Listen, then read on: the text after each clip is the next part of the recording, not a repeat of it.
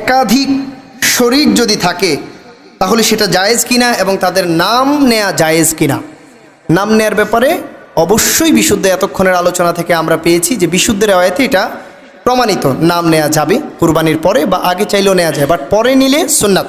আর শরীকের ব্যাপারে অবশ্যই নেওয়া যাবে। কিভাবে শরীক হবে? শরীকটা হবে যদি গরু হয় 7 জন, উট হলে সর্বোচ্চ 10 জন, যদি কম হয় সমস্যা নাই আলহামদুলিল্লাহ। বাট লাস্ট যেই রেঞ্জ, সর্বশেষ সীমা, সেটা হচ্ছে গরু হলে 7 জন, উট হলে 10 জন, এর বেশি নেওয়া যাবে না। যদি এক অংশের মধ্যে 2 জন শরীক হয় তাহলে এটা কুরবানি হবে না, তাহলে এটা কুরবানি হবে না, ভাগাভাগি হয় না। 1 ভাগে 1 জন, 2 জন হবে না, 2 জন 2 ভাগ নিতে হবে।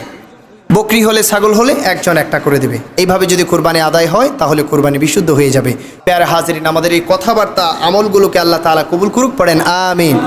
ভুল ভ্রান্তি ক্ষমা করে এতক্ষণের আলোচনা